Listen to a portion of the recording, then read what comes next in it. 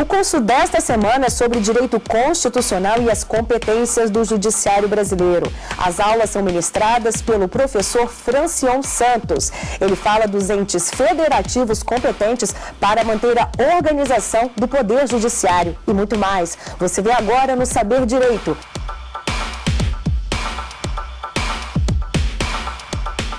Olá, meu amigo estudante, você que acompanha o Saber Direito aí pela TV Justiça, tudo bem, tudo certo? Sou o professor Francion Santos, professor de Direito Constitucional. Estamos aí ao longo dessa semana conversando, debatendo, vendo algumas disposições constitucionais que disciplinam a atividade, a organização, trazem também garantias do Poder Judiciário. O Poder Judiciário é o tema da nossa semana, um tema extremamente importante, porque o Poder Judiciário é tema recorrente em provas de concurso público, o seu exame da OAB. Você que sonha em ingressar na carreira no serviço público, precisa saber as disposições afetas ao Poder Judiciário. Principalmente o tema de hoje. Na primeira aula eu falei sobre a organização do Poder Judiciário, falei sobre as funções típicas e atípicas do Poder Judiciário. Na segunda aula eu falei sobre as garantias do Poder Judiciário. Hoje nós vamos falar sobre os princípios constitucionais estatutários da magistratura. E aí, eu sei que em casa, os olhinhos já brilharam, os estudantes de direito, O sonho de todo bacharel de direito é ingressar aí nessa carreira da magistratura, pelo menos a maioria. Não vou colocar todos, não.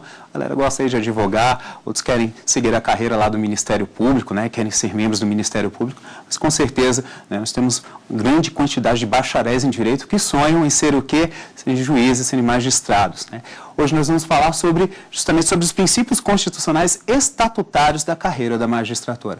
Como eu te disse, é um tema que gosta de cair em prova, é um tema que precisa, digamos assim, de algumas situações que não estão afetas ao nosso estudo, e que muitas vezes correm aí no meio jurídico de uma forma errada. Então, o que nós vamos fazer? Nós vamos analisar todas essas disposições. Eu trouxe alguns entendimentos jurisprudenciais sobre a matéria, entendimentos importantes, nós vamos comentá-los na aula de hoje. Importante, onde, professor, estão estabelecidos os princípios constitucionais estatutários da carreira da magistratura? Abra sua Constituição Federal lá no artigo 93. E aí você vai pegar o que está previsto nos incisos de 1 a 15. Lá nós vamos ter os princípios constitucionais estatutários da magistratura. Professor, incisos de 1 a 15? Então nós temos muitos princípios. O senhor vai comentá-los. Na aula de hoje eu não tenho como comentar todos os princípios estatutários, até porque não vai dar, o nosso tempo é curto, não tenho como comentar todos os princípios, mas com certeza nós vamos comentar os princípios mais importantes, os mais recorrentes, ok?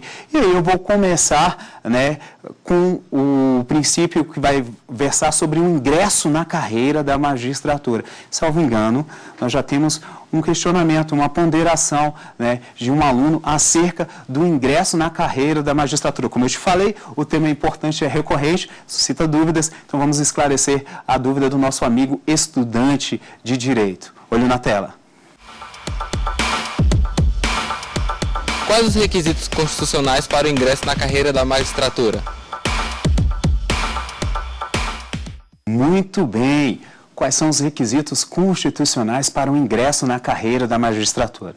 E aqui eu vou comentar, eu já havia falado na aula passada, o ingresso na carreira da magistratura vai se dar através de concurso público, é uma das hipóteses, ou nas situações do 5º Constitucional, que nós vamos comentar na aula de hoje também, ou a situação de nomeação, e aí pela autoridade competente na hipótese lá dos tribunais superiores, do Supremo Tribunal Federal também. Então, nós temos várias situações para ingresso. Na carreira da magistratura, que é fato-afeto, a pergunta do nosso amigo estudante de Direito, a previsão é do artigo 93, inciso 1. Nós vamos comentar porque é um tema extremamente polêmico, Muita gente, às vezes, se confunde no tocante aos requisitos que deverão ser preenchidos para você ingressar, adentrar na carreira da magistratura. Como eu havia falado, previsão é artigo 93, inciso 1 da Constituição Federal, e aí o artigo 93 vai falar o seguinte: se você quiser ingressar na carreira da magistratura, você vai ter que passar no concurso público, você tem que se submeter ao concurso público.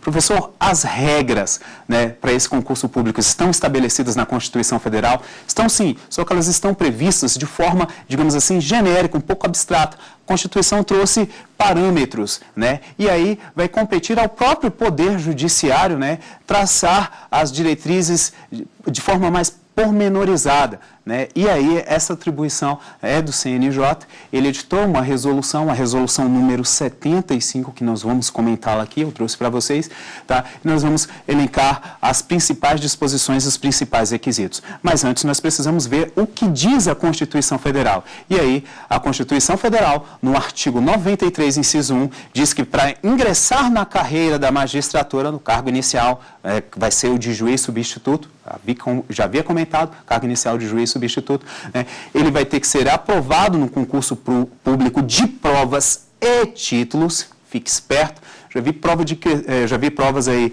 de concursos públicos, questões de concursos públicos que cobrou provas ou títulos, não é provas ou títulos, é provas e títulos, tá? E aí a Constituição diz que tem que ter a participação da Ordem dos Advogados do Brasil em todas as fases desse certame. Então, primeiro requisito, vamos passar aí no concurso público, de provas e títulos com a participação da OAB. Segundo requisito, aí adentra a polêmica e você precisa estar atento, nós vamos comentar.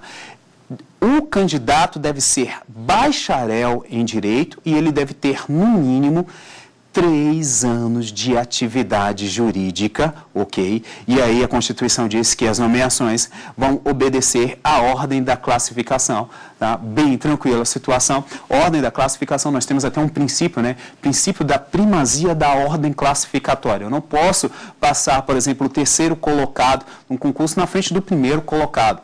Então, tem que se observar essa disposição. Sim, essa ordem classificatória deve ser seguida, deve ser obedecida, sob pena de se violar um princípio constitucional. Tá? Aí, minha gente, como eu havia comentado, 3 anos de prática jurídica, bacharel em direito. Essa situação aí é uma situação bem polêmica. Nós temos aí muitos estudantes de direito que têm dúvidas no tocante a justamente essa situação. Inclusive, nós temos mais uma pergunta, e a pergunta vai versar justamente sobre esse tema. Olho na tela, vamos ver. O que deve ser entendido por 3 anos de atividade jurídica? Olha, eu te digo, essa sua dúvida foi a minha dúvida e é a dúvida de milhares de estudantes de direito aí no nosso território nacional. Muita gente não sabe o que vem a ser esses 3 anos de prática jurídica, de atividade jurídica. Por quê? Porque o Constituinte, ele trouxe essa situação, ele trouxe essa previsão, mas ele não dispôs de uma forma pormenorizada. Então, esse regramento, ele foi estabelecido, essa previsão foi estabelecida pelo próprio CNJ e por próprias decisões do Supremo Tribunal Federal na análise de casos concretos, casos concretos, estes que nós vamos comentar agora. Então, preciso que você esteja atento e anote o número da resolução que vai dispor, que vai trazer para você o que vem a ser esses 3 anos, o que eu posso entender por 3 anos de efetiva prática jurídica. A resolução é a resolução 75 do CNJ. Então, você já vai deixar aí dentro o seu material, digamos assim, para incentivo ao estudo. A resolução 75, você precisa preencher aqueles requisitos. Tá? O artigo é o artigo 59. Então, o artigo 59 da resolução 75 do CNJ elenca aquelas atividades que são consideradas como prática jurídica. Então, preencheu, exerceu aquelas atividades dentro desse lapso temporal de 3 anos, você vai preencher o requisito. Nós vamos comentar essas disposições aí para vocês que estão previstas no artigo 59 da resolução 75 do CNJ. Prestando muito bem atenção, a resolução 75 ela trouxe, considero como atividade jurídica aquela exercida com exclusividade por bacharel de direito. Por exemplo, você está exercendo um cargo Pode ser, professor, tem que ser um cargo provido por concurso público, eu ingressei para exercer. Pode ser ou pode não ser. Por exemplo, você pode exercer um cargo comissionado, um cargo em comissão, por exemplo, de assessor jurídico. Né? O cargo de assessor jurídico, né, se for privativo de bacharel em direito e você o exerceu por 3 anos, você preencheu o requisito lá do artigo 59, inciso 1 da resolução 75 do CNJ. Então, aquele cargo que é privativo de bacharel de direito, o CNJ considera como prática jurídica. Né? O inciso 2 coloca o efetivo exercício da advocacia, e aqui é muito importante, inclusive a voluntária. Aquela que você vai prestar, por exemplo, auxiliando como colaborador na Defensoria Pública. É considerada, professor? Também é considerada. Aí ele coloca, mediante a participação anual mínima em 5 atos privativos de advogado. Então, durante um ano, você tem que participar de 5, digamos assim, processos, 5 atos que sejam privativos de advogado.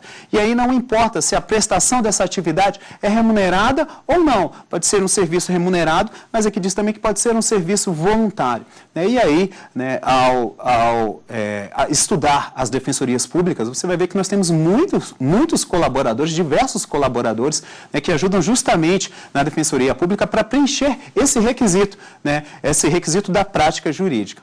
Então, o inciso 2 também é importante, né, esse efetivo exercício da advocacia, inclusive a voluntária, né, num período anual você tem que participar de 5 atos privativos de advogado.